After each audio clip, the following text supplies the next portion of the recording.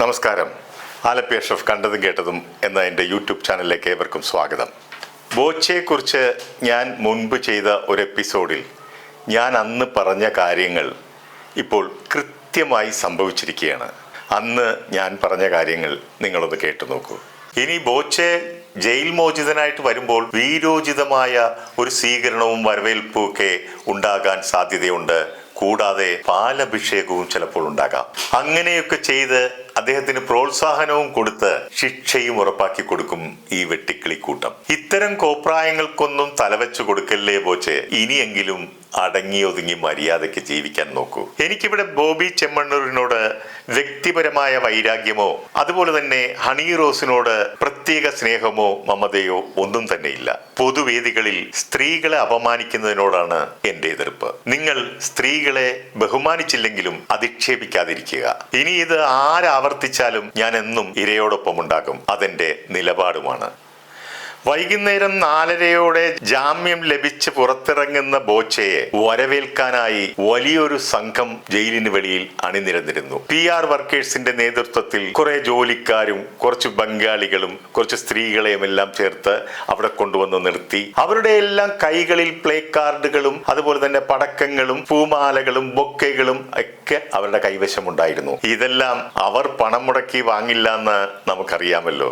അവിടെയും ചിലരൊക്കെ നിയമത്തെയും കോടതിയെയും ഒക്കെ വെല്ലുവിളിക്കുന്നത് നമുക്ക് കേൾക്കാമായിരുന്നു. വളരെയധികം ബുദ്ധിമുട്ടി വക്കീലന്മാർ ജാമ്യം നേടിയെടുത്തപ്പോൾ ബോച്ചെ പറയുന്നു, ഞാൻ ഇന്ന് ഇറങ്ങത്തില്ല എന്നുള്ള ഒരു പട്ടി ഷോ അവിടെ അരങ്ങേറി. ഞാൻ ബോണ്ട് ഒപ്പിടത്തില്ല. ഇവിടെ ജാമ്യം ലഭിച്ചിട്ടും പണമടയ്ക്കാൻ ഇല്ലാത്തവർ നിരവധി പേർ ഇതിനകത്ത് കിടപ്പുണ്ട്. അവർക്ക് പിന്തുണയുമായി ഞാൻ ഇവിടെ കിടക്കുകയാണ് എന്നാണ് അദ്ദേഹം ഇന്നലെ പറഞ്ഞത്. അവരുടെ കാര്യത്തിൽ തീരുമാനമുണ്ടായിട്ട് മാത്രമേ ഞാനും ഇറങ്ങുന്നുള്ളൂ എന്നായിരുന്നു ബോച്ചെ ഇന്നലെ പറഞ്ഞത്. അന്ന് രാത്രി തന്നെ ഈ മണ്ടത്തരത്തിന്റെ ഭവിഷ്യത്തുകൾ ഒരുപക്ഷെ അദ്ദേഹത്തിന്റെ വക്കീലന്മാർ പറഞ്ഞ് മനസ്സിലാക്കിയിട്ടുണ്ടാവും. ഇത്തരം കോപ്രായങ്ങൾ നിരീക്ഷിച്ച ബഹുമാനപ്പെട്ട കോടതി ബോബിയുടെ അഭിഭാഷകരോട് രാവിലെ കോടതിയിൽ ഹാജരാവാൻ നിർദ്ദേശം നൽകി. ഈ സാഹചര്യത്തിലാണ് അയാൾ മിന്നൽ വേഗത്തിൽ പുറത്തിറങ്ങിയത്. ബോച്ചെ വെളിയിലിറങ്ങുമ്പോൾ PR വർക്കേഴ്സും കുറെ പുതിയ ആൾക്കാരും അവിടെ രംഗത്തുണ്ടായിരുന്നു.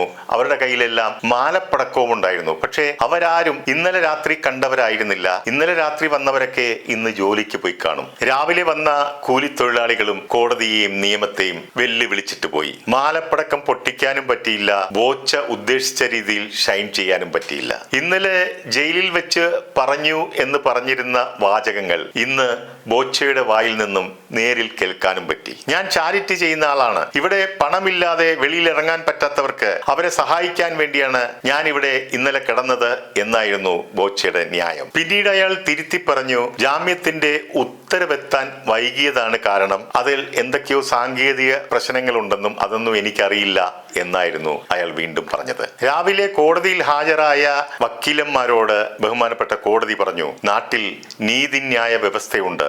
ഇങ്ങനെയാണോ ഒരു പ്രതി പെരുമാറുന്നത്? ബോബി നിയമത്തിന് അതീതനല്ല. കോടതിയുടെ മുമ്പിൽ നാടകം കളിക്കരുത്. വേണ്ടി വന്നാൽ ജാമ്യം റദ്ദാക്കും. ജാമ്യം നൽകാൻ കഴിയുമെങ്കിൽ അത് റദ്ദാക്കാനും കോടതിക്ക് കഴിയും. ഇങ്ങനെയാണോ ഒരു പ്രതി പെരുമാറേണ്ടത് എന്നും കോടതി രൂക്ഷ ഭാഷയിൽ വിമർശിച്ചു. കോടതി വീണ്ടും പറഞ്ഞു, റിമാൻഡ് തടവുകാരെ സംരക്ഷിക്കാൻ താങ്കൾ ആരാണ്? അതിനിവിടെ കോടതിയും നിയമങ്ങളും ഒക്കെ ഉണ്ട്. ബോബിയുടെ പെരുമാറ്റം മാധ്യമ ശ്രദ്ധ നേടാനാണോ എന്നും അതുപോലെ തന്നെ സീനിയർ അഭിഭാഷകനെ ബോബി അപമാനിച്ചു എന്നും കോടതി നിരീക്ഷിച്ചു. കൂട്ടത്തിൽ ജാമ്യം റദ്ദാക്കാതിരിക്കാൻ മതിയായ കാരണങ്ങളുണ്ടെങ്കിൽ അത് ഹാജരാക്കാനും കോടതി നിർദ്ദേശം നൽകുകയുണ്ടായി. ബോബിയുടെ ഈ കേസിൽ അന്വേഷണവും വിചാരണയും പൂർത്തിയാക്കാൻ മൊത്തത്തിൽ 1 മാസത്തെ സമയമാണ് കോടതി അനുവദിച്ചത്. രാവിലെ കേസെടുത്തപ്പോൾ കോടതി ചോദിച്ചു, ഇന്നലെ എന്തുകൊണ്ട് ജയിലിൽ നിന്ന് ഇറങ്ങാതിരുന്നത് എന്ന് കോടതി അന്വേഷിച്ചു. അത് ഉത്തരവ് എത്തിക്കാൻ പറ്റിയില്ല എന്നായിരുന്നു മറുപടി. എന്തുകൊണ്ട് എത്തിക്കാൻ പറ്റിയില്ല എന്ന് കോടതി ചോദിക്കുമ്പോൾ മാപ്പ് അപേക്ഷിക്കുന്നു എന്നായിരുന്നു പറഞ്ഞിരുന്നത്. എന്നാൽ തടവുകാർക്കൊപ്പം ജയിലിൽ ആസ്വദിക്കട്ടെ എന്ന് കോടതി. നാടകം കളിച്ചു കോടതിയെ അപമാനിച്ചു എന്ന രീതിയിലാണ് കോടതി അതിനെ കണ്ടത്. ഹൈക്കോടതിയോട് കളിക്കരുതെന്ന് നിർദ്ദേശിക്കുകയും ജയിലിൽ നിന്നും പുറത്തിറങ്ങിയ ശേഷം ഒരു പാഠവും പഠിച്ചിട്ടില്ലെന്നും നിരീക്ഷിക്കുകയും ചെയ്തു.